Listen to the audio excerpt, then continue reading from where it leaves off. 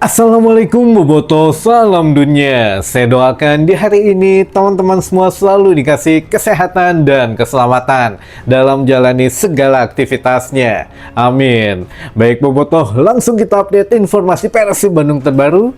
Dan sebelum kita mulai, kita juga ingin ngucapin wilujeng semping buat teman-teman Boboto yang sudah subscribe, yang sudah like, yang sering komen juga di channel ini.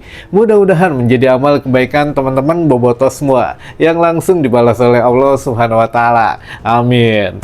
Dan Bobotoh, tadi sekilas kita menyaksikan jersey baru yang akan di launching untuk timnas Indonesia gitu ya dari Kelmi.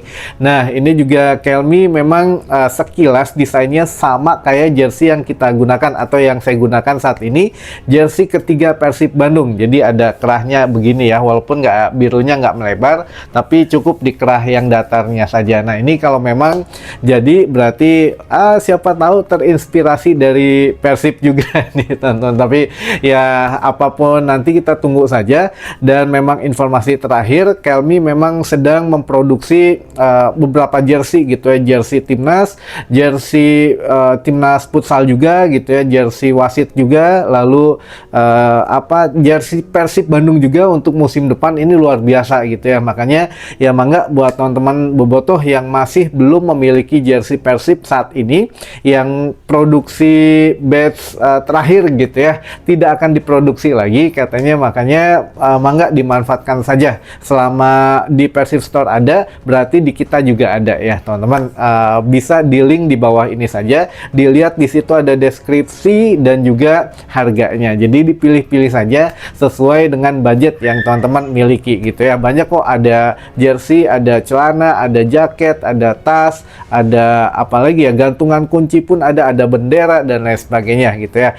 Nah, ini memang menjadikan banyak pilihan, apalagi sekarang Persib Bandung mengeluarkan t-shirt yang cukup bagus lah. Kalau mau nyetadion tanpa menggunakan jersey ya pakai kaos biasa gitu ya. Nah, ini juga kaos-kaosnya keren-keren teman-teman. Maka dipilih saja di bawah di bawah video gitu ya. Nanti ada etalasenya di situ. Maka baik, dan ini juga menyatakan satu kemarin yang sedang rame teman-teman, mengenai ujaran kebencian yang dari partai Persebaya dengan Persib Bandung kemarin, masih menyisakan satu hal yang unik, tapi ini dilakukan oleh manajemen Persebaya sendiri. Sedangkan kan kemarin official statement dari manajemen Persib Bandung mengutuk keras gitu ya segala bentuk rasisme, baik itu ke pemain siapapun gitu ya, bukan hanya ke pemain Persib maupun ke pemain Persebaya. Nah, ini kalau dari manajemen Persebaya official statementnya langsung menutup Tribun Utara. Nah, ini teman-teman, untuk manajemen Persebaya sudah memang menyatakan keras, sikap keras kepada supporternya. Tribun Utara ditutup sampai dengan akhir musim. Kalau Persib kan Tribun Selatan gitu ya, pada pasca kerusuhan di ACL 2. Kalau Persebaya Surabaya ini karena banyaknya masifnya ujaran kebencian, biasalah katanya gitu ya, disuruh mancing, banyak yang teriak-teriak mancing katanya di Tribun Utara. Dan ini Tribun Utara yang paling bandel, paling susah dikasih tahu dibanding tribun yang lainnya. Nah, Tribun Utara ditutup sampai dengan akhir musim. Selain itu juga memang karena banyak kelakuan supporternya yang memang masih tidak dibenarkan gitu ya. Selain ujaran kebencian, ada juga penyalaan flare, biasanya kembang api itu selalu di Tribun Utara, jadi lebih baik ditutup. Nah, ini juga memang ya sudah gitu ya, mudah-mudahan yang diperbaiki dari masing-masing manajemen klub ini sudah bagus, tinggal perangkat pertandingannya saja, jika memang partai besar itu dipimpinnya sama yang kredibel lah gitu ya untuk pengadil lapangannya. Nah, nanti informasi yang beredar katanya antara Borneo FC menghadapi Persib Bandung di laga tunda 15 Maret mendatang, katanya akan memakai wasit asing, dan itu sudah disetujui oleh kedua klub katanya teman-teman. Nah, ini enak kalau Borneo FC dengan Persib Bandung tuh manajemennya nyambung gitu ya, ngobrolnya enak, dan seakan-akan kayak ya udah, misalkan orang tuh bisa main poe ieu, misalkan aya ACL nyanggeus atuh. Nah, nggak ribet gitu. Borneo FC ini tidak ribet, apalagi manajernya kan ceplas-ceplos gitu ya. Kalau di kita mah ada Wahaji Umuh gitu ya. Kalau di sana ada manajer Borneo yang kemarin mencak-mencak ketika nggak boleh latihan di JIS gitu ya. Nah ini bagus lah punya orang-orang yang vokal gitu ya, yang memang menyuarakan kalau memang nggak benar ya ngomong gitu ya, langsung, baik itu di depan media tanpa apa ya, filter lah gitu ya. Jadi ya Monte suka ya udah diomongin. Nah ini bagus gitu ya. Nah, Borneo FC dan Persib Bandung sudah setuju menggunakan wasit asing teman-teman gitu ya. Nah tinggal besok nih menghadapi Persik Kediri di laga kandang terakhir di bulan Ramadan ini. Persiapannya gimana? Kita update juga tentu saja teman-teman. Jadi menghadapi Persik Kediri ini, Boyan Hodak sudah memastikan semua pemain hampir tidak ada yang cedera, katanya semuanya bisa pulih pada waktunya, dan kemungkinan ya bisa dimainkan karena tidak ada pemain yang cedera kecuali yang sedang dipanggil timnas. Semua pemain bisa dimainkan. Nah ini juga mengenai apa ya, kemarin tuh ada beberapa pemain yang cedera sudah pulih kayak Julio Cesar gitu ya, sudah ikut latihan lagi, katanya sudah, ya mudah-mudahan bisa langsung apa ya, bisa dimainkan lah. Namun ya Boyan Hodak dengan kembalinya seluruh pemain Persib Bandung ini justru menjadikan liar, katanya wah saya jadi pusing sekarang menentukan siapa yang akan bermain teman-teman. Nah ini khususnya untuk di Persib Bandung dan untuk apa ya, cara Boyan Hodak memilih pemain ini ada wawasan baru buat teman-teman bobotoh. Ini mah khusus di Persib gitu ya, saya nggak tahu tim lain atau nggak tahu pemain atau pelatih lain gitu ya. Nah kalau Boyan Hodak biasanya begini, menentukan pemain bisa main atau tidak gitu ya. Ada polanya teman-teman. Katakanlah pemain yang tidak pernah main sama sekali gitu ya, yang belum pernah main sama sekali dicadangin terus, gimana caranya bisa bermain?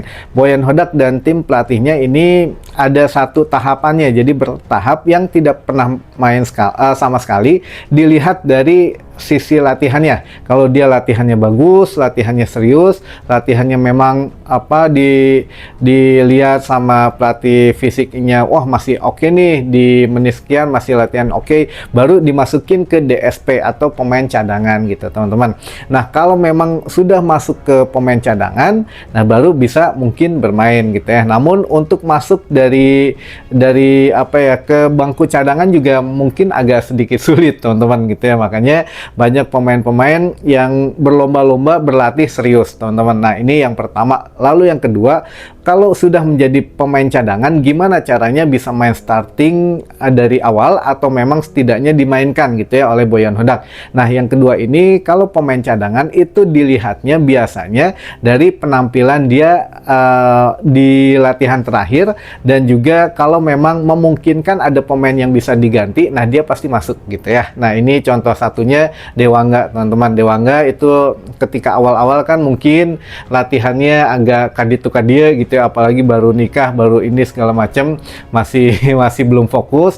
Akhirnya memperbaiki pola latihannya Dewangga dan lain sebagainya, akhirnya dianggap pas, sudah cocok, latihannya sudah serius, makanya dimasukkan sedikit-sedikit ke DSP atau ke pemain cadangan. Di saat ada kesempatan makanya Dewangga bisa masuk. Nah untuk pemain yang starting 11 ini bisa bermain lagi di pertandingan selanjutnya, Boyan Hodak biasanya melihat di pertandingan dia terakhir gimana, apakah dia memang fisiknya bagus atau tidak, atau ya bagaimana. Kalau memang ada penurunan, nah ini kan ada tim analisanya gitu ya di Persib Bandung, sehingga ya itu semua digabungin ya dilaporin ke Boyan Hodak. Makanya pemain-pemain kadang ada yang bermain terus setiap game, ada yang dilakukan rotasi karena Boyan Hodak ingin setidaknya memilih pemain yang betul-betul siap. Kalau cuma pemain saya siap coach dimainkan, kehela gitu ya, ada beberapa tahapannya. Jadi bukan asal main saja, dilihat dulu performanya, match fitnessnya gimana, lalu juga dilihat dulu ya latihannya serius atau ente gitu ya. Itu semuanya berpengaruh teman-teman terhadap pemilihan pemain dari Boyan Hodak. Kelihatannya santai atau kelihatannya simpel, padahal ini sangat membutuhkan kerja keras dari seorang pemain. Bahkan mau masuk pemain cadangan saja harus apa ya, dimasukkan DSP itu harus betul-betul mulai dari latihan yang betul-betul serius gitu ya, nggak bisa jangan hare-hare leha-leha keun wae lah rek main rek ente gitu ya. Nah ini nggak bisa, zaman Boyan Hodak ini kelihatannya santai tapi keras pada saat pemilihan pemain. Jadi kita sekali lagi harus percaya siapapun yang diturunkan Boyan Hodak itu sudah melalui beberapa tahapan berat teman-teman untuk dipilih menjadi 11 pertama yang bermain di awal gitu ya teman-teman. Baik, yang selanjutnya ada beberapa pertanyaan yang masuk dari tim redaksi gitu ya, yang sudah ditanyakan oleh teman-teman Bobotoh. Yang pertama, Kang, kira-kira Joy Pelupesi untuk musim depan jadi gabung ke Persib apa tidak? Ini juga sudah disampaikan oleh Kang Aditya, teman-teman. Kita juga sempat ngebahas satu kali gitu ya mengenai Pelupesi ini. Ya menurut Kang Aditya kan pernah katanya berkomunikasi dengan Joy Pelupesi, tapi di pertengahan jalan akhirnya tidak bisa melanjutkan komunikasi tersebut karena Joy punya jalannya sendiri. Nah, jalannya sendiri apa? Waktu itu kita tambahin di video kita gitu ya, kita udah jelasin bahwa Joy Pelupesi ini memang bukannya tidak mau bergabung dengan Persib Bandung, tapi masih mempunyai satu janji terhadap klubnya sekarang, apa SK Lomel ya gitu ya. Lomel ini Pelupesi masih mempunyai janji bahwa dia ingin membawa dulu si Lomel ini naik dari kasta kedua ke kasta pertama. Kalau memang meloloskan dari kasta kedua ke satu, oke, berarti sudah lunas gitu ya hutangnya, sudah tidak ada janji apapun. Karena kan kemarin pun di awal putaran kedua Lomel lagi bagus-bagusnya, lagi masuk masuk papan atas gitu ya. Kemungkinan untuk lolos di musim berikutnya ke kasta pertama sangat terbuka lebar. Nah inilah Persib yang harus ditunggu katanya. Jadi Persib sabar, kalau memang masih menginginkan Joy Pelupesi ya musim depan, kalau katakanlah kalau SK Lomel ini masuk ke kasta pertama, kemungkinan ya 50-50 gitu ya, bisa dilepas, bisa juga ya memang tetap bertahan di sana karena penasaran menurutnya di liga kasta pertamanya tuh bagaimana. Nah ini kemungkinan Persib Bandung ya masih 50-50 mendapatkan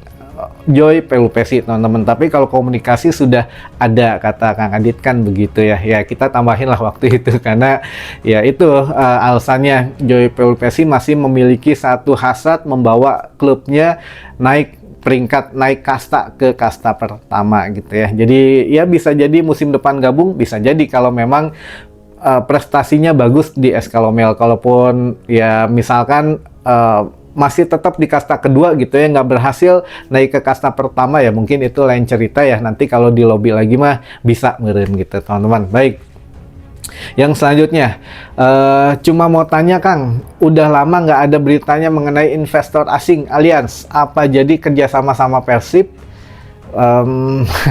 Ya ini lagi semuanya lagi dipersiapkan gitu ya, manajemen juga Kang Adit juga lagi mempersiapkan apa nih yang akan diselesaikan terlebih dahulu gitu ya. Lapangan pendamping apakah memang akan ditambah lagi atau kampung Persib gitu ya, kampung Persib dulu ya, dananya dari mana ini kan lagi disusun gitu ya, apa dari World Bank atau Bank Dunia tetap jadi gitu ya. Tapi dengan situasi yang sekarang ya kita juga harap-harap cemas ya teman-teman. Jadi apakah memang secepatnya akan cair atau bagaimana? Nah ini kita masih tunggu gitu karena masih ada hitung-hitungannya ya, namanya bisnis harus ada hitung-hitungannya teman-teman. Jadi ini mungkin di luar kuasa 1-2 orang gitu ya. Jadi semua elemen di manajemen harus menentukan, apalagi kan Pak Glenn ini bisnismen gitu ya. Pak Glenn yang harus ngitung-ngitung mungkin menimbang plus minusnya dan lain sebagainya. Apalagi kan kalau yang lain mah kayak direksi yang lain mungkin bukan pure bisnis, kecuali Umu aja, yang lain kan ada apa tuh namanya tuh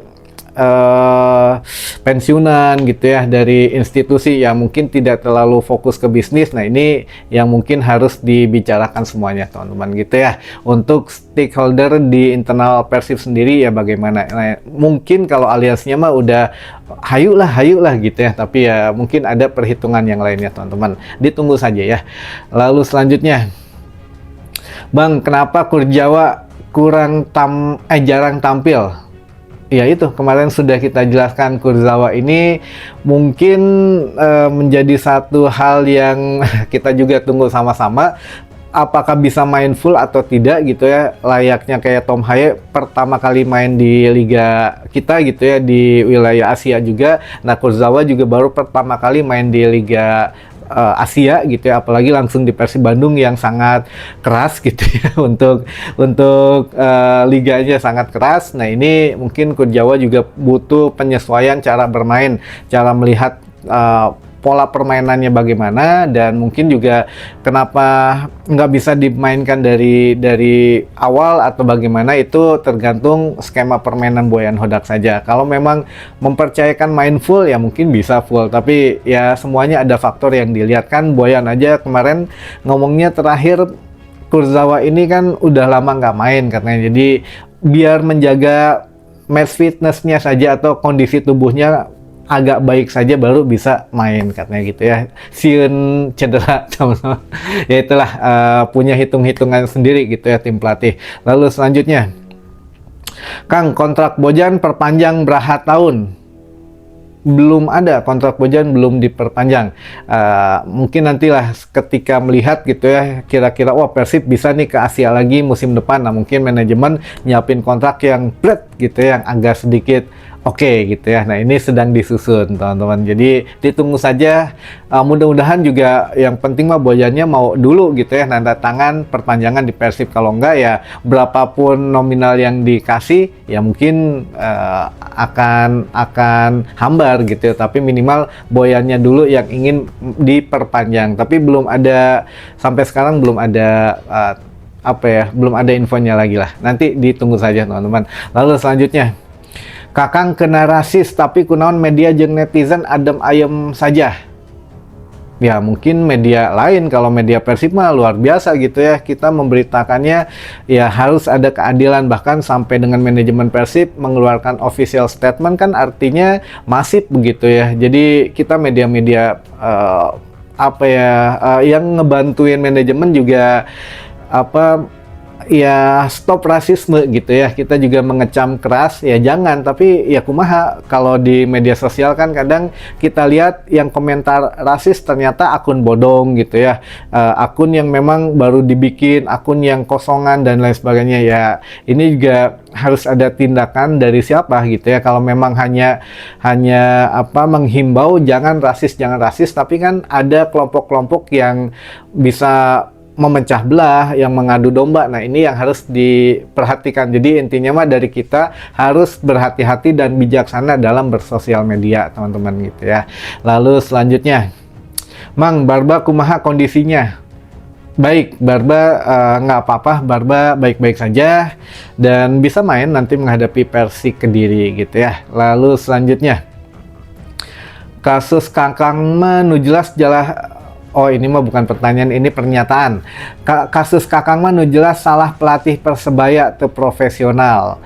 Iya sih, kadang kan itu juga terjadinya nggak langsung gitu ya, ketika bola out gitu ya, dianggap lemparan ke dalam untuk Persebaya, ya makanya diambil oleh si Tavares bolanya. Ternyata ya lemparan dalam ke Persib, tapi si Tavares masih nanya, harusnya buat kita gitu ya. Ya Kakang pertama senyum aja, kedua kali ya minta bolanya sambil senyum, lalu nggak dikasih, ya udah, karena kan emosi ngejar waktu juga. Ingat ya teman-teman, Persib Bandung ini haram untuk memperlambat waktu, teman-teman. Itu sudah ditekankan oleh Boyan Hodak gitu ya, oleh tim pelatih. Persib Bandung jangan memainkan negatif football dengan memperlambat waktu, mau kalah mau menang gaskeun, nggak ada memperlambat waktu. Jadi ya itu yang sudah diterapkan oleh pemain Persib. Bahkan ya waktu itu selama belum peluit akhir ya harus menjalankan instruksi gitu ya. Makanya ya ini Tavares ya rada-rada lah pelatihnya ya teman-teman. Baik, itu saja mungkin yang bisa saya sampaikan di hari ini. Mudah-mudahan menambah satu wawasan baru buat teman-teman bobotoh semua. Sampai ketemu lagi di informasi selanjutnya. Wassalamualaikum bobotoh, salam dunia.